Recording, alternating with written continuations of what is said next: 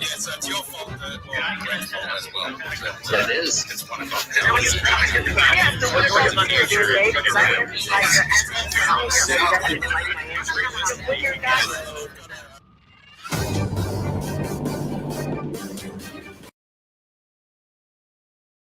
Hey, what's up, everybody? Mark from Northwest Bourbon. Thanks for joining for another exciting episode of the Distiller's Perspective, where we get to sit down and talk to a distiller and find out what's going on in their world and get their perspective. And today we are excited to welcome back Keith from Bainbridge Organic Distilleries. Welcome, Keith. Hey, thanks for having me. Hey, thanks for coming back on. You know, you are the first returning distillery on our show, and this is episode 20. And you were episode 2, your first one. Wow. Well, I'm honored. Yeah, I'm honored, man. We've had a distiller come back on, but he came on representing a different distillery. So you're the first returning distillery. Well, there's no separating me from the distillery. So yeah, stuck like glue. Yep. All right. So I want to welcome everybody who's joining us live, and I'm going to drop the link in the chat so that we can play a game, because we are going to have a raffle later on in the show. But one of the things that we've developed since you were on the show last time, Keith, is having a live interview. I think is more fun if you get more audience participation, and we have escalated to the point to where we have the most audience participation out of any other live stream interview online right now.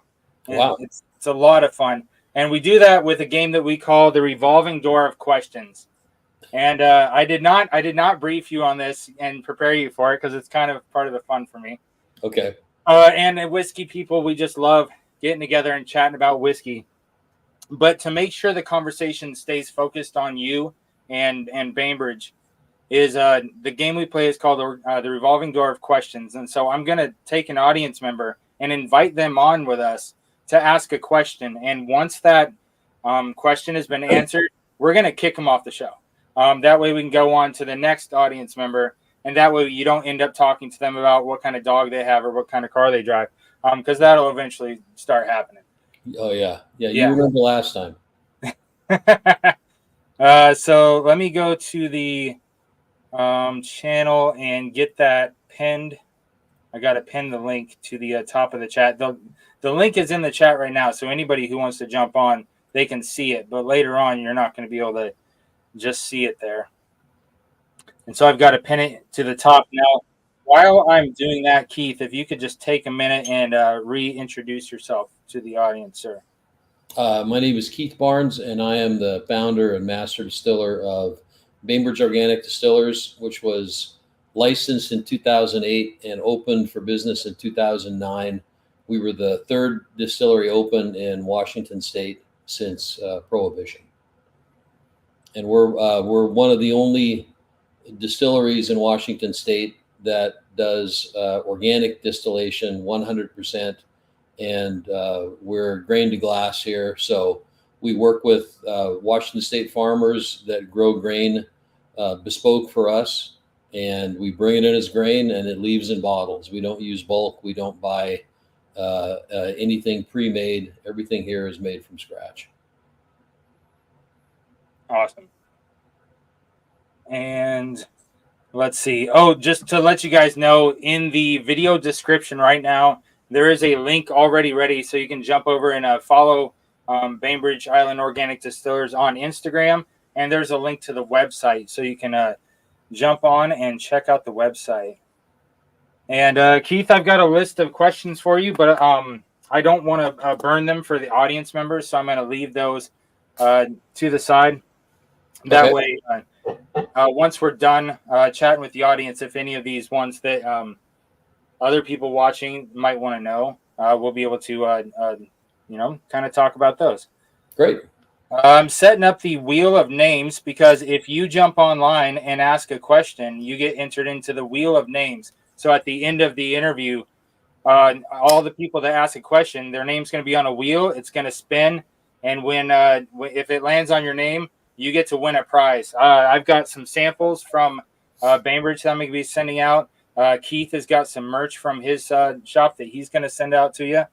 And so feel free to jump on and ask a question if you want. And so I'll fire out the first question is, why did you choose to go organic?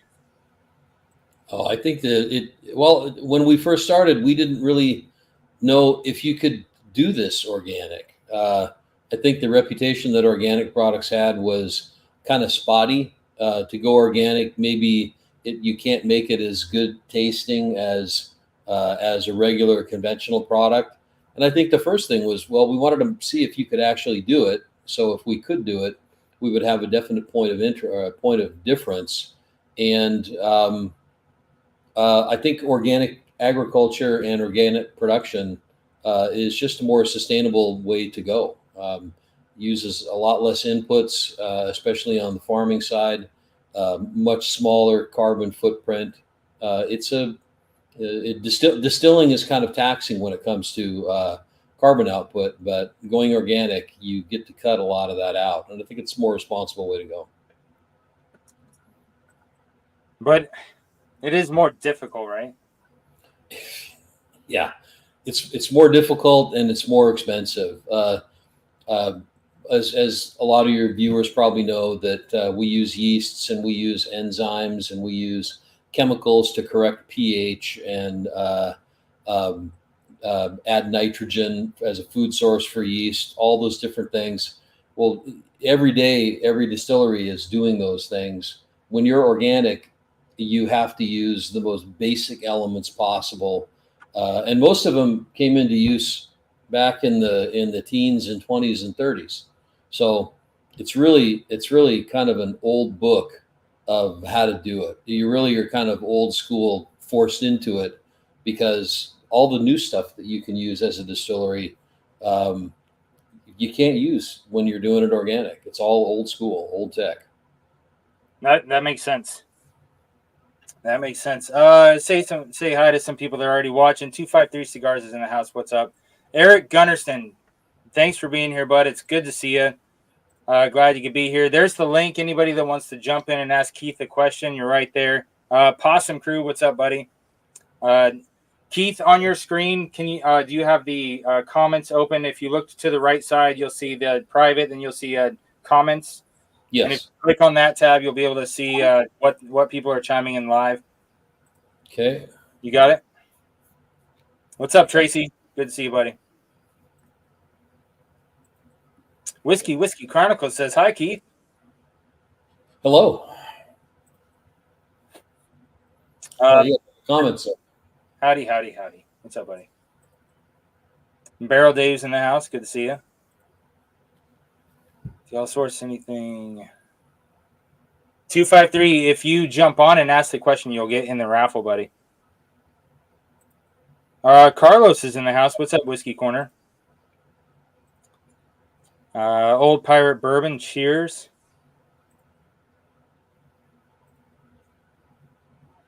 Uh, 253 Cigars, you've got some great questions. I don't want to burn them if you want to get into the raffle, though.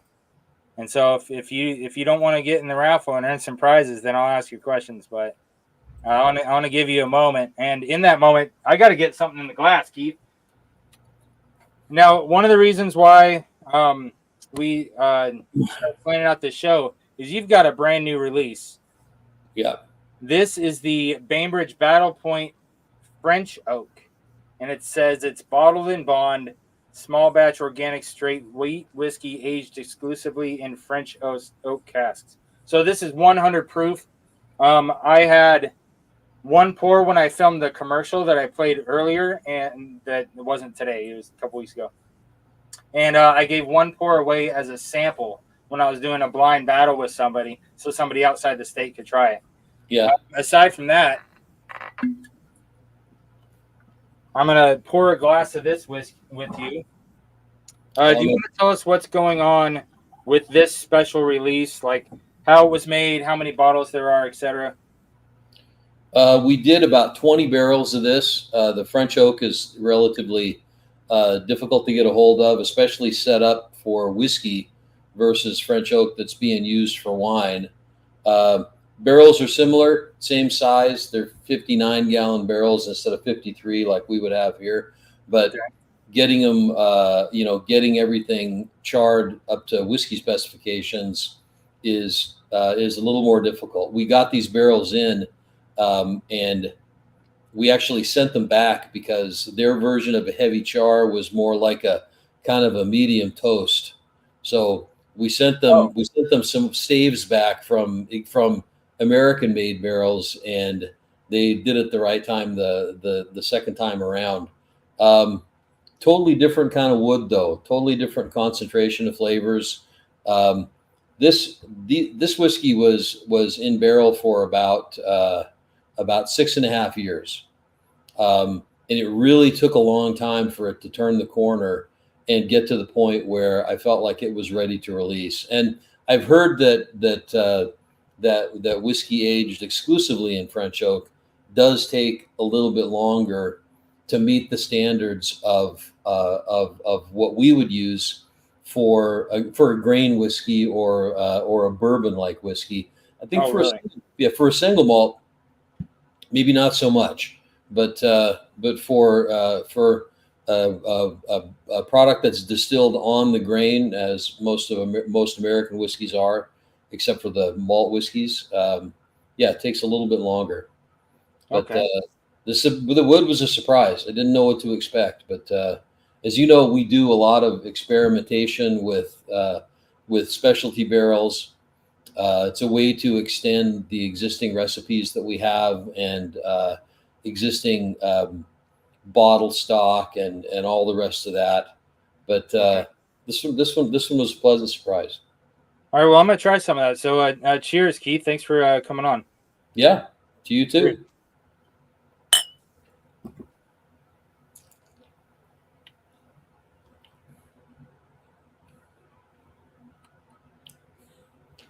Oh, that's great. It got a great mouth coat. Yeah. Like I said, the last time I had a glass of this was about a month ago when I filmed that commercial that I played today. Yeah. Man, I like the soft syrups in the front, the nice solid spices in the back, but it's nice and even across palate. It's got a great balance to it. Yeah. It's got kind of a fruity gumdrop flavor to it, and it's got almost kind of there's a cinnamon there, but it's almost like a butterfat cream cinnamon, almost like a frosting you'd put on cinnamon rolls or something. Yes, yeah, like a creamy candy. What's up, 253? Hey, you guys, how you guys doing? Hey, good. I didn't want you to miss the chance of winning a prize. Keith has got some merch he's giving out in the raffle. I'm going to be giving out samples of everything I own from him, and so I wanted you to have the chance to earn that, buddy. Awesome. You guys mind if I ask a question, or? All right, that's what you're here for, sir. All right. Do you guys source your grains from Eastern or Western Washington, or is it a mix of both? We tried to source solely from Western Washington, but grain growing in Western Washington is kind of it's kind of a mess. We were getting grain from up on the Olympic Peninsula, and we were getting grain up from Skagit Valley, but it just really proved to be not reliable. The weather over here is different, and grain lodges here where it doesn't lodge over in Eastern Washington. So our grain now, probably for the last 10 years, has all come from Walla Walla County. Oh, amazing. Do you mind if I throw another one at you, or? Yep, shoot. No. Are you guys finishing in any particular barrels? I know, like I don't want to say wrong, but the Amarana finish is like really popular. Are you guys doing anything like that, or? We're not doing any Amarano finish, but we have we probably have the largest Mizunara program in the country right now. We have lots and lots of Mizunara wood. We've got our Yama whiskey that's aged in Mizunara exclusively. We also have a Battle Point Hokkaido cask that's aged in single-use Mizunara that was used to age Yama. We do Barbados cask finish. We do Isla cask finish. We have this new French oak, which isn't a finish. This was aged exclusively in French oak. We actually have some different Japanese woods in the house that we're aging whiskey in as well, both finishing and like a single recipe that's gonna go into that product. So yeah, we do a lot of work with barrels. Amazing. It sounds like you guys are doing great stuff. Do you guys do any type of tours at your facility or? Yeah. I mean, we're open Wednesdays through Sunday, and as long as you get here 15 minutes before closing, we suggest you get there a little bit earlier than that. But yeah, if we ask if you got a big group to call ahead just so we're ready. But yeah, I mean, if you come for a tour, then you're going to get a tour, and we can do as little or as long as you want. My staff is very knowledgeable in whiskey making process and our whiskey making process, and they can give you the long answer or they can give you the short answer. Just depends on your level of patience. Love it. Hey, 253, what name you want me to put down on the wheel? Whatever you prefer. I've been called a lot worse than probably what you're going to put down. All right. So if you win something, you got to send me an email at northwestbourbon@gmail.com or hit me up on Instagram. Either way, so we can link up and I can get it to you, buddy. That's no problem, man. If I win or lose, it's a great time being here. All right. Awesome. Hey, I appreciate you jumping on. Thanks. All right. Thanks, man. Yeah, no problem. Thanks. Cheers. Oh, that's fun. Who else we got in the house? Whiskey Corner. Carlos is here. 253. Yeah, he's Whiskey Corner. Ben from the north. You got to jump on. Try to win some of that merch, dude. He's up in Canada, so I have a hard time getting spirits up to him when he wins something. But when he wins merch, he usually gets some good stuff. Sunshine. What's up, Sunshine? Good to see you. Glad you could be here. I was going to say, you asked about us doing organic production. Yeah. The other reason that we were doing organic was, as you know, I'm a whiskey collector too, and I've got a large collection of pre-prohibition and prohibition and whiskeys all through the 20s, 30s, 40s, and on up. Ooh, a bunch of dusty bottles. Yeah, and I'm one of these guys that opens everything up, and some of these whiskeys are absolutely spectacular, and you just wish you had a time machine to be able to go back and get them. And it struck me that by doing production organically and using organic grain, which is all old school grain, it's not like modern grain, and all these old tech inputs, that you have a chance of making something that could be as good as the stuff that they were making 50, 60, 70, 80 years ago. Right, because you're using like more heirloom grains instead of crossbred craziness. Cardboard grains, yeah. or that. Cardboard. Let's see. So Marty is in the house. Good to see you, Whiskey Nose. Did he say grain come from Canada? Did you say any grains came from Canada? You were talking about around the Sound and a lot of them from Eastern Washington, but you don't have any coming from outside of Washington, right? No, we don't. No, I didn't think so. Everybody hit the like button. Yeah, it's free tonight. So it's a special deal. You can hit the like button for free. It's a fantastic deal. You won't find it again. Well, maybe you will. Ben, yep. Cheers, buddy. Cheers. Good to see you. So right now you have this. You don't have this available to purchase on the website, right? This has to be a distillery pickup. I think it is available on the website, and probably within the next couple of weeks we will have the website will be able to take orders for distribution nationwide. Okay. And I noticed you put this in a tall, thin, super classy bottle, as opposed to your kind of standard, more rounded bottles like this guy. It's a French thing. You got to be like foofy. You got to be fancy. Yeah. Yeah, absolutely. How do you choose the name Bainbridge? It's awesome. Well, we're on Bainbridge Island. That was the first consideration. Yeah. We actually, actually toyed around with a lot of different names, things that didn't have anything to do with Bainbridge. But Oh then, yeah. I got to thinking that, 2 years down the line, here I am, Iron Rock Distillery or whatever it could be. And some new distillery opens up and they call it Bainbridge Island Distilling. And I'm going to feel like a nozzle that I didn't lay claim to where we are. Right. So there's some guy in his garage that stole the name you wanted. that's why I started in the garage. So Yeah. yeah. When Dryfly got the initiative pushed through, we put up that kit just so that we wouldn't screw ourselves over if we got caught distilling, at home, and then we went to go legit. So Right on. So I got Ben from the north in the house. Thanks for coming on, buddy. hey Ben. Good evening. Good to Well, see I you. had one question, but now I have two for sure. Okay. You said that 10 years ago, so how long has it been a distillery? Since 2009, we're on our 15th year. Awesome. Ooh. And you immediately caught my attention with saying it's on an island, so obviously it must be the West Coast then.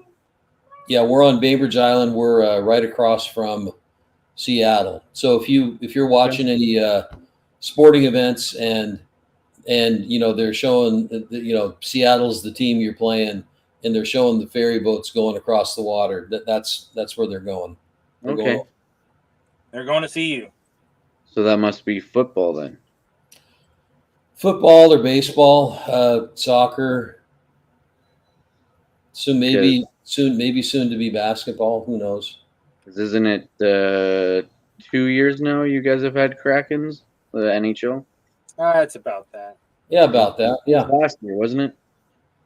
All right, well, I'm going to have to look that up on a map because I'm a map super nerd, so that's fascinating. Well, we're one of a handful of distilleries that are on a saltwater island, so it's kind of it was kind of an easy decision to set up here. It's like, And not many distilleries can have that distinction, do they? well, barrels breathe. If you're in the middle of the city, then you get stuff from city air that breathes into your barrels, and if you're on a saltwater island, then you get maritime air. Excellent. That sounds very intriguing. So I'm very happy to hear that you're doing well then. Yeah, it's an interesting, fun business. I've been in the spirits industry for about 37 years now, and this is easily the most fun and frustrating thing that I've done in the spirits industry. So it's very important to have fun and enjoy it. So yep. Yeah, I only got into Scotch and whiskey about 4.5 years ago, so still learning. What's your favorite Scotch and what's your favorite American? Well, I am Artbeg. I'm a peathead. Yep. But, the first bottle I ever bought was Buffalo Trace, and I actually just picked up my second store pick ever. Oh, nice. I'm very excited. Up here in Alberta, we have a fantastic and phenomenal guy who has a bourbon nose and does just absolutely amazing bourbon picks all over the U.S. So they have Mark. I just found out today he's coming out with Maker's Mark. So those are getting harder and harder to do with okay. Those houses kind of closing the access off, saving those single barrels to release themselves. So get them. Okay. And like he was saying, up here in Alberta, so I know there's a lot of bourbons that don't make it up north of the border, but the dam is slowly breaking open. So, well, you guys have a lot of whiskeys up there that don't make their way south either. Yeah. Well, I actually live in Red Deer, and we just came out. The brewery started a distillery, and they only started releasing single malt like 2 years ago, and it's just exploding for its popularity. But yeah, Just Exciting. Western Canada in general is just doing great with distilleries coming up and with high quality. So Well, Canada's has kind of a leg up on states, at least as far as history goes. I mean, if it wasn't for Canada, we'd have died of thirst here during Prohibition. So yeah, well, I think it was only maybe 10 years ago. I was kind of stunned or kind of shocked to hear that like Al Capone spent a lot of time up in Saskatchewan because they have Saskatchewan Al Capone tunnels or something. yeah, But yeah, the rum runners, the getting it over the border or by sea or land. Yeah, my grandfather was involved in that. He was picking up loads out there in the Dungeness Spit across from Vancouver Island. So I think there must be a couple books about that, probably on from Canadian perspective and an American perspective, no doubt. I'm sure. Yeah. All right, well, I'm gonna go very soon, but yeah, the one of the last things I'll say is, and Mark knows about this, is I got there's a distillery in Victoria called Macaloni's. It was started by a Scotch guy who moved to Canada, and I got a peated single malt Canadian, and it's from Olympia, the peninsula there. So it's quite enjoying that. It's young, but it's quite nice. So I'm looking forward to finding more things from Washington when I can. You'll have if you find it, you'll have to check out. We have an Isla cask wheat whiskey that's really delicious and got has done really good for us. It's a delicious whiskey. Did you say wheat? Yep, it's really different because a lot of wheat. Finnish are not wheat whiskeys. Yeah, Peated so wheat sounds fantastic. yeah, so I mean, wheat is a really flexible grain. It's kind of fine boned from a flavor standpoint. It's not as flabby as corn whiskey, and definitely it is very susceptible to different distilling regimens and different types of yeast to drive different flavors into the distillate. It's a really fun grain to work with. Yeah, there's a distillery up in Edmonton called Strathcona, and their first 4 bottles they released were wheated. Yeah. So they even had one that was in a port, tawny port, which is weird, but very good. But all right, thank you very much, sir, and enjoy the rest of your night. Okay, Hey, thank you. Thanks for jumping on, Ben. I've got you into the raffle, so hopefully you win some merch. So we can. Yeah, just on that note, I think I only won one thing from you that I haven't got yet, so it's not too much. Text me. Let me know what it is. I don't remember. All right, man. I'll look through my notes. I take notes during all these episodes. I'm sure you have it written down somewhere. I Cheers. probably do. All right, buddy. Good to see you again. Let's see. Happy Robert Burns night. See, there you go. All right, yeah. So before we went live, Keith was educating me on this. What did you say that you ate for dinner tonight? I actually had it for lunch, but it was haggis with neeps and tatties, which is mashed potatoes and turnips together with a lot of butter. I won't tell you what haggis is because most people have just heard it and go, I would never eat that stuff. Yeah, but for those in the audience that don't know the context. So Robert Burns is considered to be the national poet or poet laureate of Scotland. He was born in the 1700s. He wrote a lot of very famous poems. He wrote the lyrics to Auld Lang Syne, which we sing on New Year's Eve. Yeah. And so on his birthday, which is January 25th, Scotch whiskey fans get together and they have a Burns night supper, which always features haggis and neeps and tatties and probably whiskey sauce for the whole mess. And Robert Burns wrote an ode to the haggis, it's really an ungainly dish. And Oh man. and he kind of goes into it, and so somebody stands up and recites the whole thing, and everybody gets liquored up on single That's malt. such a good time. So Yeah. any of you guys that were not previously tracking like me, January 25th is the day. So Yep. bust out your scotch. What's up, Marty? Good to see Hey you. guys, cheers, man. Just want to jump on for a minute and say hello. What a great show tonight. It's been a lot of fun.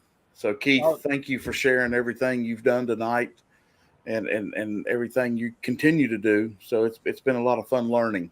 I just want to say cheers to you, brother. Well, Hey, thank you. Very Marty, do you want to ask a question and get on this raffle? Well, let's see. I asked a minute ago how he came up with the name, and that was kind of cool.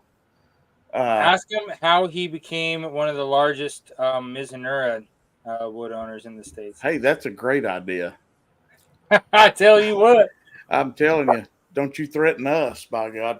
Yeah. Hey, well, it's it's hard if you're in the distilling business, you know how hard it is to get Mizunara barrels. But we developed a whiskey as a fundraiser for a nonprofit and an archaeological dig that they were doing here on Bainbridge Island, and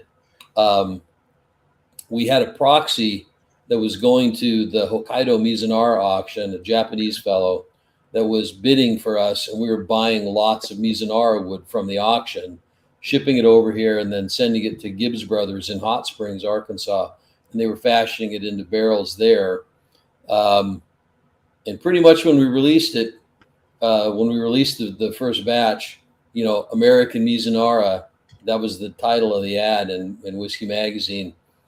We knew the jig was up. I mean, Suntory could have done it in a heartbeat because, they could have put Mizunara casks on a plane to Beam and had it done in like 2 days. It took us like 3.5 years to suss out how to get these barrels or how to get this wood and make barrels out of it. But we did it, but we figured that we were done. By the time it came out, we didn't want to screw our Japanese guy over.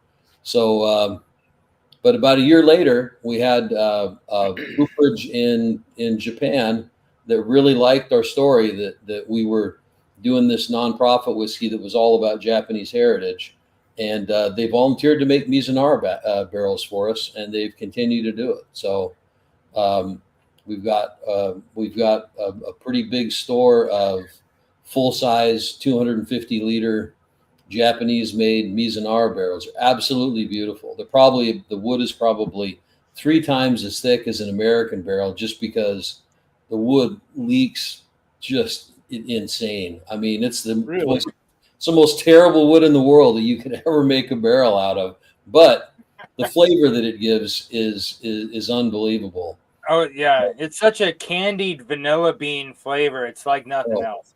Toasted coconut and marzipan and lots of other things. The Japanese during the war, were experimenting with the little bits of whiskey that they were making during the war. They couldn't get barrels from any place else, their normal barrel sources, because they were being kind of nasty and nobody wanted to play with them. So they made barrels out of this Mizunara wood, which doesn't get harvested till it's like 300 to 500 years old. I mean, it's pretty gnarly wood.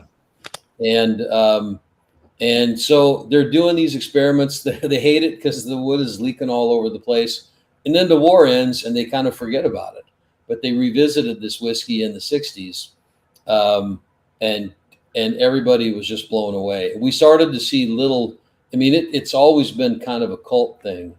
But in the early 2000s, we started to see little dribs and drabs of it being introduced internationally. And people were just blown away. It's a whole different whiskey experience, a whole different menu of flavors that nobody expected that you could get out of this wood. And we never expected that we could get any of it, but we've been right place at the right time, and we do a lot of work with nonprofits and do a lot of cause things, and that's one of the benefits. So we love our Mizunara program, and we've got some other exotic woods that came out of Japan that we're doing aging in as well. That'll probably be another few years till those are out. But those Keith, I got 2 questions for you. Okay. And I'll jump off and I won't bother Mark anymore tonight. But with your experience and the purchases that you make and everything you're doing for what you're the distillery and everything. Yeah. What type of barrels, finished barrels, I guess is what I'm trying to say, are you seeing the price going up and up and up on? Well, I would say that Madeira barrels and sherry barrels, obviously sherry barrels, because they're a known commodity, and They're going to Scotland anyway, aren't they? Yeah, everybody wants to get them. A lot of times you see American wine barrels that are relatively high priced, but a lot of times it's because it's either like Virginia oak, or it's French oak, or it's Hungarian oak, and those barrels were more expensive to buy in the first place just because they came from Europe. So that's reflected in the resale price of it. Typically, you get barrels from the Caribbean, or from Isla, or from other places, and they're maybe a little bit of a premium to what a new barrel would cost, but they're not that much more. But barrel prices right now are very volatile, just because there's demand, terrible shortage of barrels. So yeah. All right. I got an off the wall question for you. Let's say you walk into a bar, restaurant, you're just having a good night. You want to get a pour, and they don't have your stuff. What are you ordering? Well, I have that experience a lot, because we're a tiny distillery, and a lot of times they don't have our stuff. So I kind of think it depends on what their selection is and what I'm in the mood for. But I'm really all about quality whiskey. I mean, I really want whiskey that's made well, and made with good ingredients, and made with intent and finesse. I think that with the craft distilling movement, you have a lot of whiskey that gets made because people are trying out recipes, and the one that works becomes the one that we go with. Maybe not the one you targeted. Maybe, I've been in the industry for a long time, so you architect it before you build it. But I'll drink. I love Scotch. I love smoky whiskeys. I'm a sucker for Lagavulin, and Talisker. I love blended whiskey too. I drink a lot of blended whiskey, even lighter whiskeys like Cutty Sark and Teachers. I blend all the time. Yeah, I mean, I've got. Is that your, what do they call that? Your infinity barrel, or your infinity barrel? This is number 2 in a week. I've gone through one, and yeah, this is number 2. But yeah, for sure, I really enjoy that side of it too. And I've got infinity bottles. I've got a Scotch bottle and a bourbon bottle, and then I've got a vintage Scotch bottle and a vintage bourbon bottle that are always pretty interesting. But yeah, I'm looking for something I haven't tried and that I've heard good things about. And I think what you're saying, I don't mean to jump in, but Keith, I think, and I speak for Mark a little bit on this too, because I know Mark pretty good. And I think the thing is, when you go to these restaurants and these local bars and you see bottles that aren't Four Roses, Wild Turkey, Buffalo Trace, whatever, try the craft distillery stuff. Yeah. And I have found one here. I live in Raleigh. I found one here in North Carolina. It's called Bogue Sound Distillery, and they make a limited rye every year. And that rye is absolutely amazing.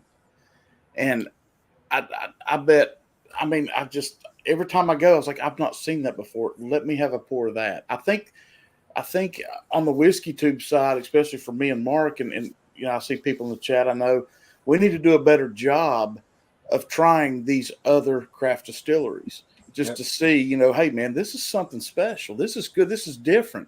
And everybody's profile, the thing with craft distilleries for me is everybody's profile are so different.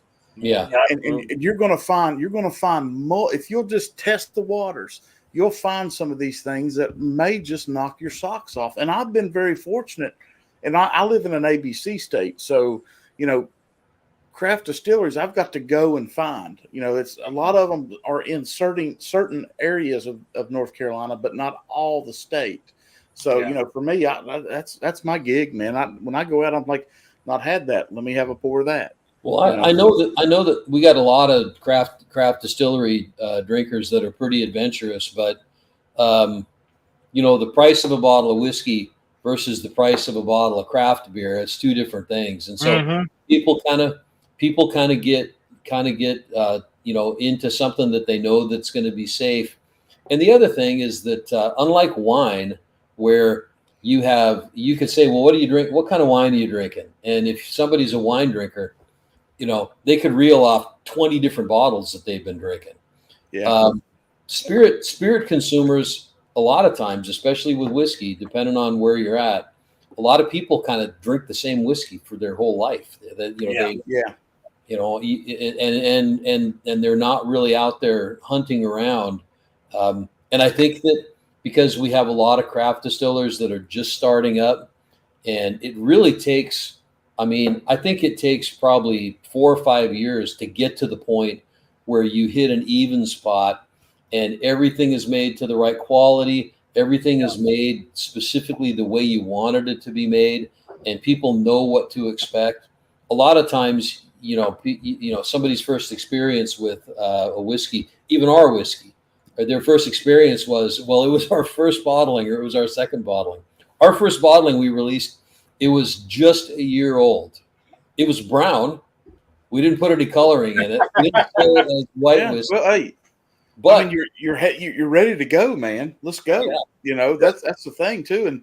And I see in chat from Troy from Baker Drinks. Yeah, that Connolly, man, it's freaking amazing. And I'm currently in talks with them about doing a big barrel pick of that. So stay tuned for that. But anyway, yeah, I'm just all about craft stuff right now, because when I look around, I've got shelves back here that you can't see. All this stuff is picks. This is my pick section. Yeah. And so for me, I've kind of been there, done that. You know what I'm saying? I'm not trying to say I've been doing this for years and years and years, but for me, I think the little, Chattanooga whiskey now has gone great big, and they started small, and my son lives there, and I fell in love with him years ago, and just little things like that. I think people need to be on the side of, broaden your mind and your palate by trying these craft spirits. Please do. That's just my 2 cents. Anyway. That's a good message, and I think that the distillers that are out there are working hard to meet that challenge, so that when somebody finally gets enough confidence to try a small whiskey, that it's a payoff for them, that it's a good positive experience. Yeah. Yeah, Marty, I was telling Keith earlier today that this is the 20th episode of Distiller's Perspective that I've done. So it's the 20th episode, and to be on my show, you have to either be a local Pacific Northwest craft distillery, or you have to be a veteran-owned distillery. That's the only way you're getting on this show. And this is number 20. That's what we're all about, advocating and helping promote those distilleries that we find that we like, and we want to help put them out on the spotlight for a night. Yeah, I with my channel, I probably need to do a whole lot better job of that. When you say that, I'm like, you know what? There's a bunch on the East Coast too, especially from Raleigh south, because you start picking up the heat and stuff like that. And I need to do a better job of that. So that kind of there's one in Carolina, veteran owned, that's coming out really soon that I want to talk to you about offline. All right, yeah, sure. I am pumped about it. Yeah. But all right, Marty, I've got you on the wheel to get in the raffle at the end of the episode. Man. You don't have to do that, but yeah, I just wanted to jump on. Hey, man, if you win something, you're gonna win it, buddy. Hot damn! All right, I'm kicking you off. I'll talk to you later, bud. All right, guys. Keith, thank you for your stuff, man. Thank you. I really hope he wins the sample pack of your stuff. While he was on Whiskey Chronicles, was giving me crap for giving away questions. Independent Joe jumped in the house. I saw Troy from Baker Drinks jumped in the house. Marvin from Whiskey Wine 101 jumped on stage. What's up, Marvin? Oh, sorry. I'm working on a video for my son's. I had you playing in the background. Dude, my son had a short film video. Absolutely love you.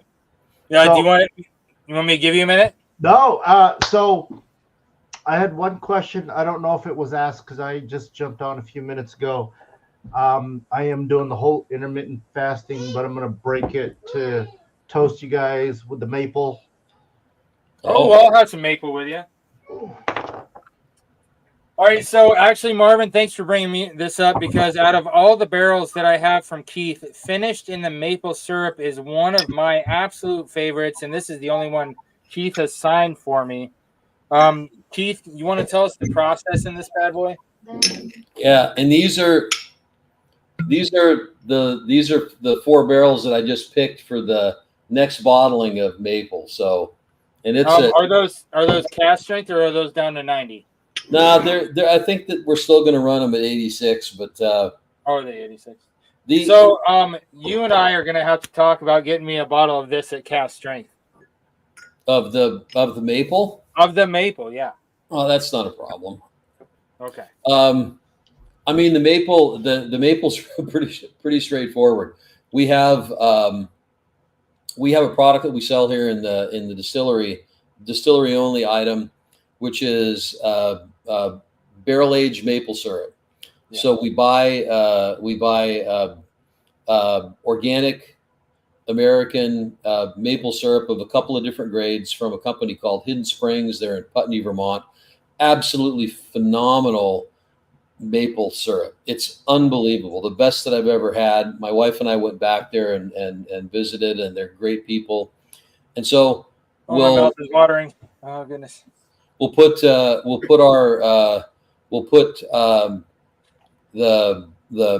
maple syrup in used Battle Point barrels that have had whiskey in them for probably 5 or 6 years. And then it ages for 6 or 7 months, sometimes 8 months, depends on how much whiskey flavor we want to get in it. And then we dump those barrels. And then right after they're dumped, we'll fill it with fully aged Battle Point to do a secondary barrel finish on it. And they'll stay in there depending on the batch, 6 months, 8 months, depends on how it picks up the flavor. And so it's really pretty simple. Once those barrels have the maple syrup emptied out of them, you have to refill them really quick, or the sugars from the maple syrup in the wood turn vinegary, and then you can't use the barrel at all. So. Oh, really? Yeah. So you're talking like that day. You're talking like that day. Like next week is too late. Oh man. So Yeah, did you pour a little bit? Did you pour a little bit of the maple? I did not. I would have to get up and go out to the tasting. Okay. All right. Don't worry. Hey, Marvin. Cheers, buddy. I can drink this maple though, because I got it right here. Okay. Roger that. Well, cheers to the maple. Yeah. So I had a question. Okay. And again, I don't know if it was talked about earlier. Last year, you did some fundraising, selling some shares or anything like that. Can you talk to that, or future expansion plans, or? So we did a crowdfunding last year to raise money for expansion, and we've used those funds to facilitate the expansion as far as those funds would take us. We had the opportunity at the beginning of last year to add cocktail service onto our tasting room, which took us quite a while to get to meet all the requirements of the city and the county and the state. But that's been in place now since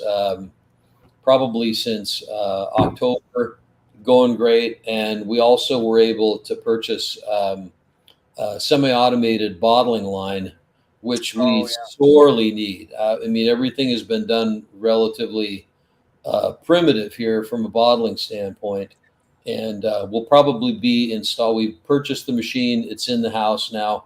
we'll probably be installing it in the month of February, and I'm really looking forward to that. It's going to dramatically increase our output and help us with our distribution. Right now, we're kind of holding back on distribution because it takes us. Our choke point is bottling, but once this bottling machine is up and running, we'll be opening up some new markets, which is going to be fun. Awesome. Footprint wise, you guys are in that clustered warehouse area. Yeah, All the other shops. Yeah. Are you expanding size wise as far as for your location? Well, the amount of space that we have in this building has stayed static. We've got about 7,000 square feet in this building, but we also have a building that's right across the road from us. That's about 6,000 square feet that we're using for whiskey storage right now. Oh, okay. It's almost full, so we're going to be looking for some new space to house aging whiskey. But right now it's sufficient. Just Very cool. Okay. And then my last, I guess, statement, not question. When you've left your window open to your office, I've drooled at the bottles you have in there, at least that you have visible. Yeah. So, as a collector, very cool. As a distiller, very cool. I'm past my bedtime, way past my bedtime. Keith, thank you for being on. Pleasure seeing you again. I know this is your second time on the show, I believe. Yeah. So, thanks. Thank you. If you do a cast strength of this, now you can't even see. You got to put it in front of you. Oh, is that how it works? There you go. Mark, I want a sample. Or a bottle. I'll take a bottle. We'll do a limited cask strength on that. Awesome. That'll be so much fun. And then Marvin, thanks for coming on, buddy. Gotta go bye. Hey, I appreciate you staying up past your bedtime, and I'll let you know if you win anything on the wheel. Either way, doesn't care. All right, have fun. All right, bye. Thanks. Oh, he's such a good dude. Where's he at? Where's he from? He's in Auburn. Oh, so he's out here. Yeah, we get together and have pours together in person on a semi-regular basis. He's a good friend. Oh, Chris and Lil from Down Under. About to have some pours for Australia Day. Well, cheers to Australian Day. I'll raise a glass to that. All you guys down under, cheers to you. Oh, that's awesome. T-Rob is in the house. T-Rob, good to see you. Joe, thanks for dropping the Patreon. And Joe dropped your website earlier. So, Joe, I want to tell you I appreciate you doing that. B. Bowers in the house. What's up, buddy? Whiskey Uncensored Ben is wrapping up with Irene. He's got the Thursday night slot before we go on, and he had a guest on tonight. So it was really cool having back-to-back guests here on Whiskey Tube. And Rusty is in the house. What's up, Rusty? What's happening? Not much, just hanging out with Keith, talking whiskey. What are you doing? I'm just listening and learning. I had a couple questions for Keith. Okay, shoot. So the first one is, what initially drew you to the world of spirits and then later into organic distilling? And did one have anything to do with the other? I mean, did you figure out that, this needs to be organic? I think things could be better, which is probably obvious, but yeah.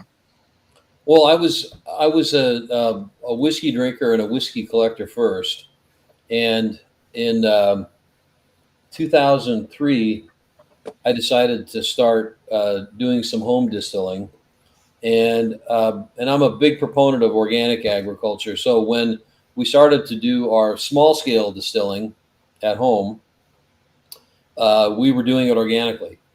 As difficult as that was, even back then, it was even harder to do than it is now. But so we were using organic grain and yeasts that were cleared to use for organic production, and I was really surprised at the quality that we were able to get, even out of a little 15-gallon system.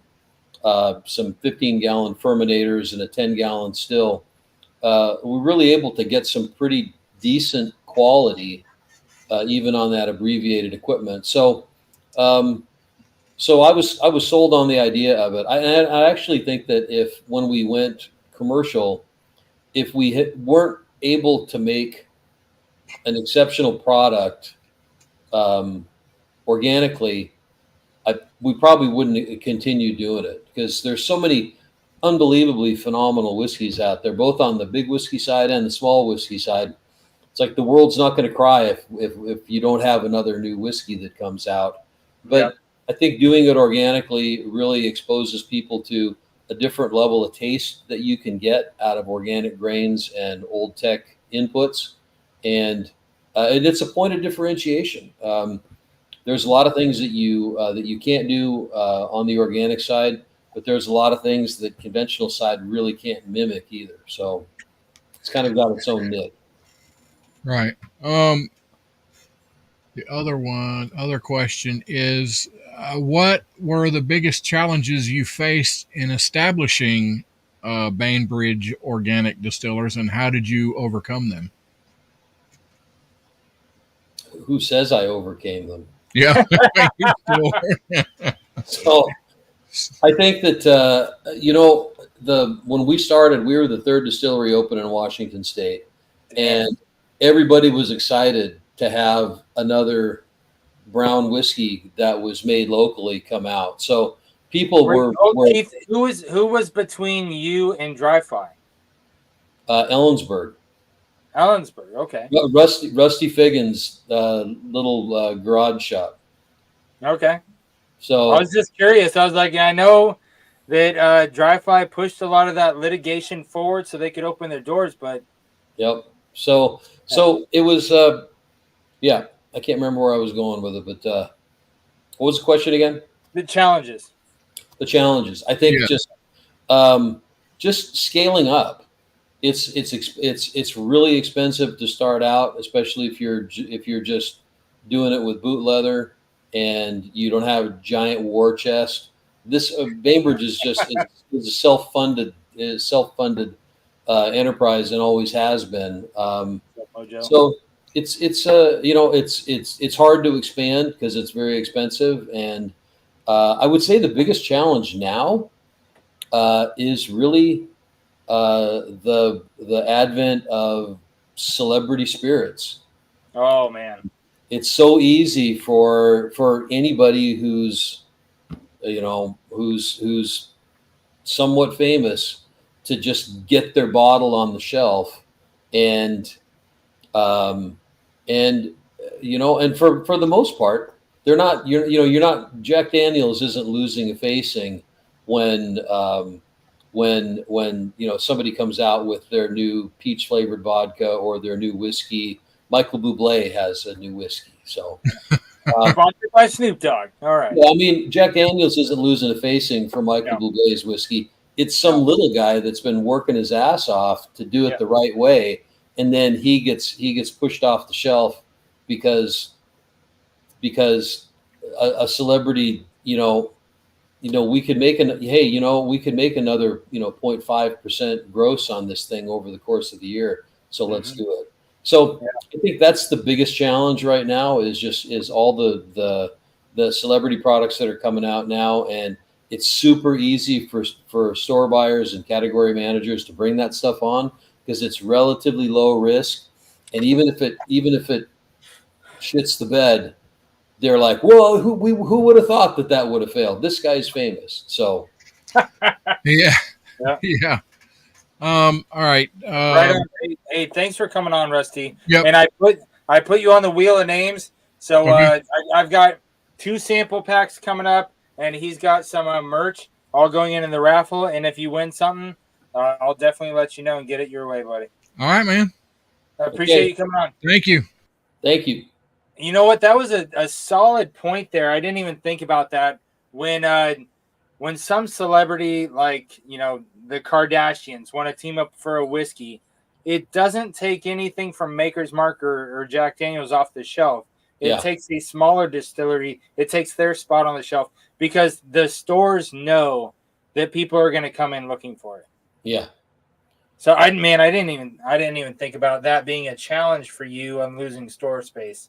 Well, and and it is what it is. I mean, it's you can't do anything about it, and those products have a place on the shelf too. It's just it is riskier for craft distillers in this environment, just because there's really nothing that you can do to defend against that. So, and my dad's in the house. He says hi. Hey, Dad. And Will's in the house. What's up, buddy? Oh, hello. Oh, hey. Good to meet you.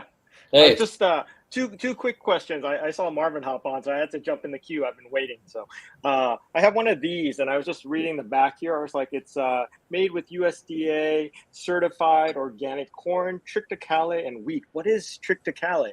Ooh, good question. So triticale is triticale is the hybrid of wheat and rye. So it has the growing and processing characteristics of wheat, but it has the flavor of rye. Okay.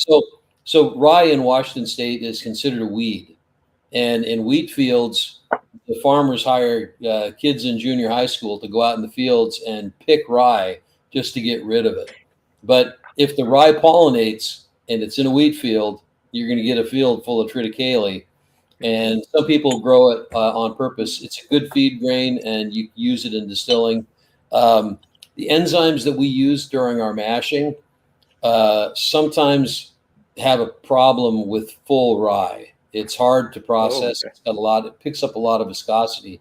So using triticale gives you the flavor without the processing part. Our second batch of Whiskey 40 Saloon was done with organic rye, and it was harder to bring out, but it has much more of a rye character, and it has more of the grassiness to it, which I always find kind of pleasant, like that grassiness in a Sazerac rye, which is always kind of nice. Nice. And my second question. Well, first off, I'll say this is what I'm drinking. So I've been waiting a long time to get to chat with you, Keith. So Mark's been making me wait. So I think I'm on like my third pour of this. Is that the TSR? TSR, yeah, two and a half years ago. Yeah, so 133 proof battle point here that I'm doing some collaborating with OJ Lima, who's the TSR guy. On some collaborating products that we'll probably have a couple of them coming out.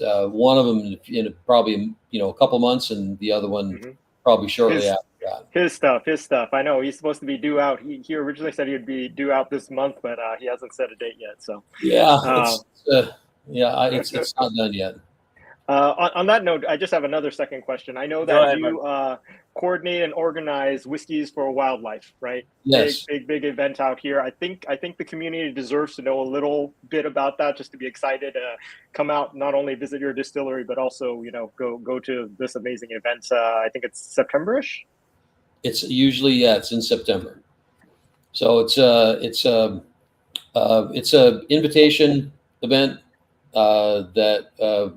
Most of the major distillers come, with the exception of Glenmorangie, which won't ever come. So we have all the majors there. The deal is that you got to bring it all. So you got to bring everything but the kitchen sink. And then out of my collection, we'll bring anywhere between 20 and 50 bottles of antique or vintage product, so that we can assemble some verticals, maybe a vertical with a blended whiskey that goes all the way from the 19 teens all the way to modern production. Yeah. We had a lot of interesting stuff this last year. Some blended whiskey, one of them that was made at Cragganmore, and another one that was made at Kleinelish, and they were both really, really good. And having any Kleinelish or Cragganmore whiskey that comes from the 20s is like unbelievable. So, I mean, I throw that question out there because Marvin said he was drooling, right? So he knows where and when to go now if he's still watching. So I get to drink whatever I want, but so like look at that jug. Wow. So you can laugh, but This is Wait. What was that? This is Platte Valley bourbon, or it's really corn whiskey, but it tastes like bourbon. This bottle was put up in 1963. Wow. And this stuff is freaking amazing. It's a super fun liquor. That and is that. It's in a my size container too. That's the infinity bottle for you. I saw that big container. I thought it was like a big gulp, like a water jug thing at first, until after I laughed and you turned and I saw the cork on it. I was like, wait, stop. What was that? I think this is a cork from this is a cork from a bottle of I.W. Harper from, I think it's from 1947. Yeah. It's the only thing I had that fit. No big deal. No big deal. Yeah, just I.W. Harper from the 40s, you know. One of those things laying around. Anyways, I'll drop off. I don't know if you got anybody else. All right. Yeah, Will, I have got you on the wheel right now, and so I will let you know if you want anything, buddy. I love your Instagram page too, bye. Thank you, sir. Yep. Yeah. Will's a great guy. Great guy. So anybody else who wants to get on the wheel, you have a couple more minutes. We're not going to stay live that much longer because we want to get to the raffle here in a minute. Just going to check out some of the chat here. Water check. Got to hydrate. Okay. Thanks, Ben from the North. Appreciate you. Oh, that's good. Let's see. Saw something. I appreciate all you guys being here. We got people from all over the world, from Canada to Australia, and I just appreciate you guys all being here, hanging out, talking whiskey with Keith and I for a little bit. It's just good times. Who's stalking? Yes, if you are watching and you haven't said hi yet, go ahead and jump up and say hi so we can say hi back. Oh, that's what I was going to say. Sorry. I love a safe place to drink and communicate with fellow Whiskey Tube community. Yes, that's why we are all here. So we can get together and chat about whiskey the way that you used to do in a bar back in the day, but we don't have to worry about drinking and driving. Plus, we've got people in multiple countries all over the world and all over the U.S. hanging out and safely because I can crawl right to bed from where I'm at. It's fine. Yeah, I appreciate all you guys. It's a shame that small distillers are getting pushed out by the traveler. Oh, man. That's funny. It's great, man, but not heavy big cat. Yep. I might have been the 800th. Famous on Star Trek, triticale is what you feed to trebles. That was quadrotriticale was what they called it. Quadrich. See, you're tracking. Yeah, when I talked to Austin from Distillarium, they've got a triticale whiskey, and he told me that rye is harder to work with because it's sticky and it's just nauseous, right? And so triticale has some of the easy to work with characteristics of wheat, but it has some of the good robust flavors like a rye. Yeah. So I thought super interesting. Whiskey Chronicles. Yep, check him out. Will's a good dude. Northwest, congratulations on. Oh, thanks, buddy. I appreciate you. We're not doing this for the subs. We're doing it for the community and to let all you people across YouTube know about distilleries like Bainbridge that we're talking to Keith with about. 2 out of 2. Another lightly peated from distillery called Cuban. Oh, I'm not familiar with that guy. It's really good. Oh, you've had that one? Yeah. Okay. Hit the like. Thanks, Mojo. I appreciate you always cheering people on, telling them to hit the like. Thanks for the insight, Ben. I appreciate it. Donald Sutherland. Well, we know you're here, buddy. You see, I had a guy that worked for me named Dan Sutherland. Oh, yeah? I wonder if it's the same guy. 4.5 years in whiskey. We had a Talisker Storm from Talisker. Haven't had. Hey, thanks, Dan. Appreciate it. 133 battle points. Easy drinking. 3 pours in now and I'm going to sleep. Nice. Yep. Thank you. Appreciate you guys. I'm like sweet barbecue meat over the campfire, instantly hooked. Barbecue sauce and ketchup, not me. Okay, so Daniel's telling you he does not work for you.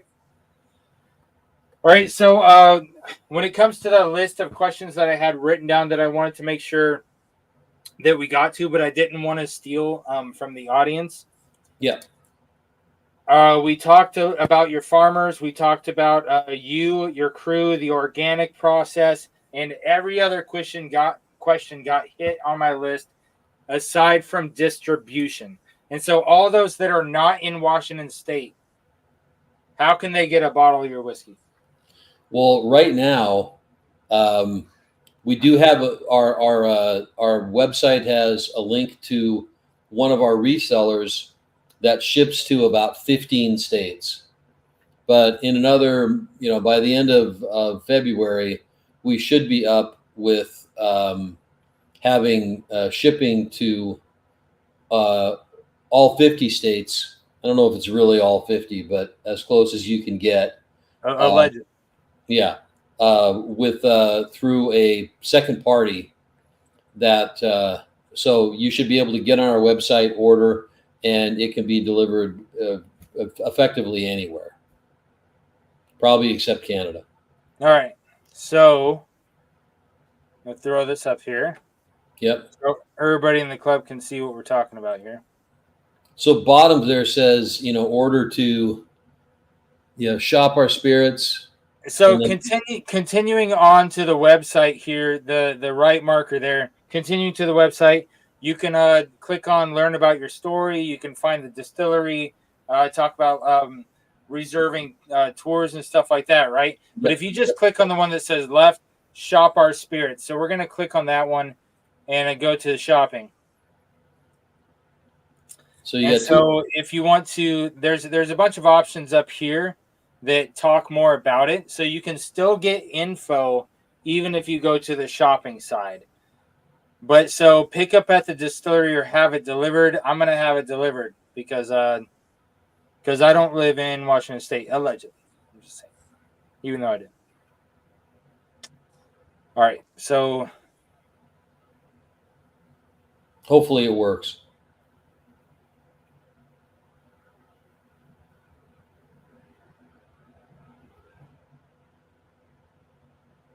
Is it not responding?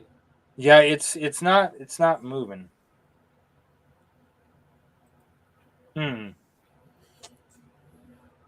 Maybe my internet is mad at me for doing too many things at one time. Which is very likely.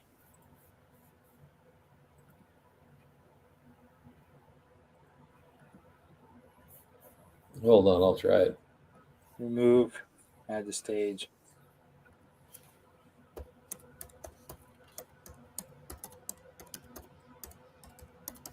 Stop screen, present, share screen.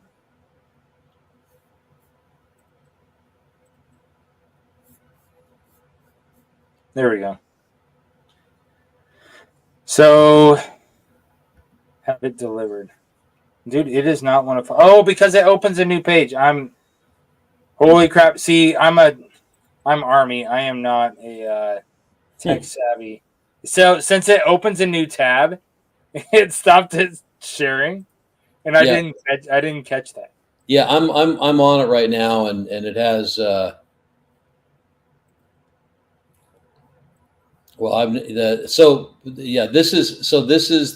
is the page of our reseller, right? High Spirits in Paulsbo, which carries all of our products, and it has pretty much everything except for the French oak, and then at the bottom you start to drag into a bunch of other products that they carry. So this is the Yama you were talking about. This is the combo pack that you have, which is really cool. So a good friend of mine who's a big Scotch drinker, when I mentioned to him that you were going to be on the show tonight, he said, "Oh, they have one of my favorite gins." Oh, and good. I had no idea he had ever drank gin in his life.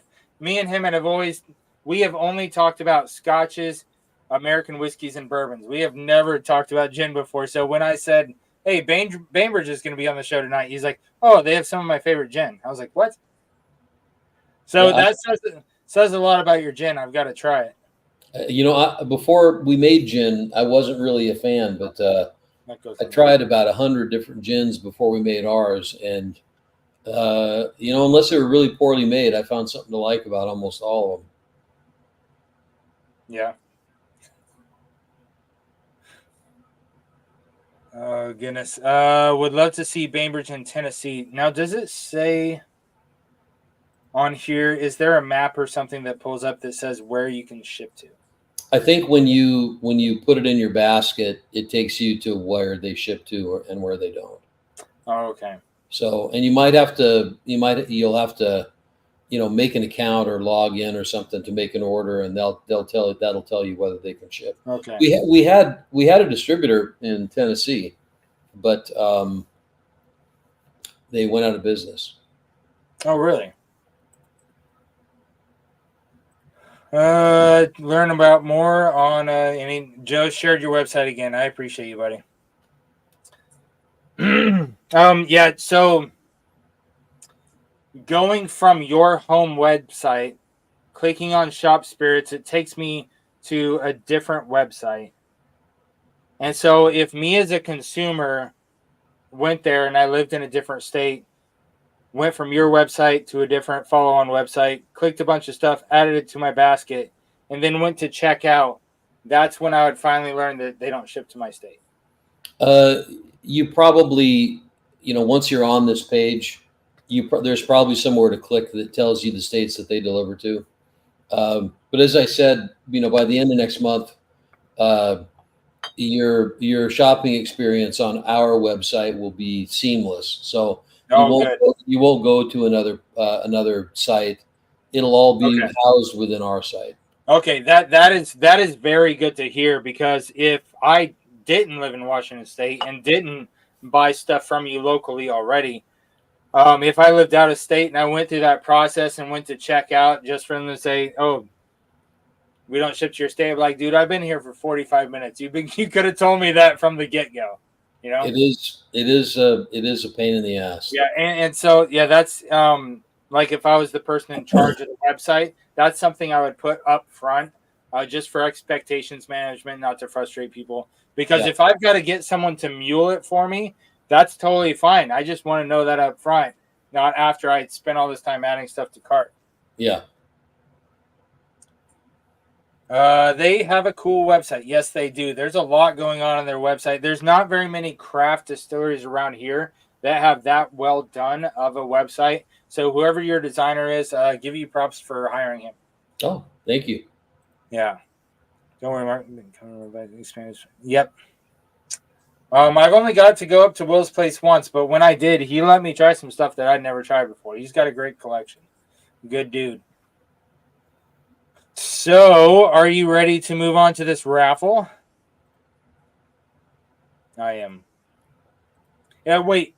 Is there anything that you wanted to make sure that you got to promote or put out there before we go to the raffle? Oh, I don't think so. I mean, I think I've said everything. All right, let's do it. Let's see if I can manipulate the size of this screen so it's reasonable. All right, so we've got a bunch of entries. I've got some samples to give out. Now, you touched on it a little bit earlier. Hold on, let me get this off. So one of the samples I'm going to give out in both sample flights. I'm going to give out 2 flights. And both of them are going to have a sample of the Barbados rum-finished wheat whiskey. Now, not many of you guys have had a wheat whiskey finished in a rum barrel. But there's going to be 2 people here tonight that get a sample of this, along with their brand new French oak. So both sample packs are going to get some of the French oak bottled and bond 100 proof. There's going to be one sample pack that gets a sample of the maple finished, and the other sample pack is going to get a sample of the Whiskey 40 Saloon. That's going to be a 1-in-1. And Keith, you had some stuff you wanted to throw up on the old wheel. Yeah, I think we can do some ball caps, and we've got some flasks that are pretty cool too. Awesome. Custom made flasks. All right. Did you want to do like one of each, or do you want to do like two people that get one of each? Or I think you know, if somebody you could you could do it where one person gets a cap and a flask. Okay. All right. So out of all the people on tonight, we've got looks like 6 different people eligible to win. 2 of you are going to win flights of whiskey, and 2 of you are going to win a flask and a ball cap. Keith, do you want to have the first winner? Sure. All right, rolling.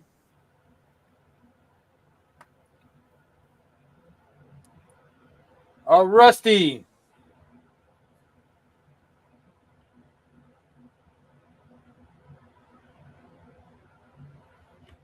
Good going, Rusty.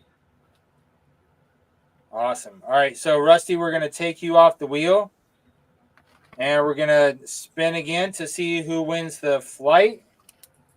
And this flight is going to have the maple. All right, so the flight with the maple is going to go to Whiskey Nose Marty. That's awesome. That's actually what I was kind of hoping.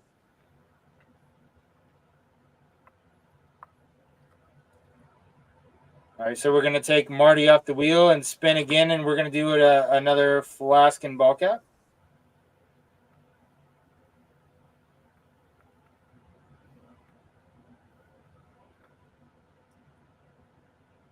Whiskey Chronicles, Will. You get a flask and ball cap. That is awesome. All right, last one gets a flight.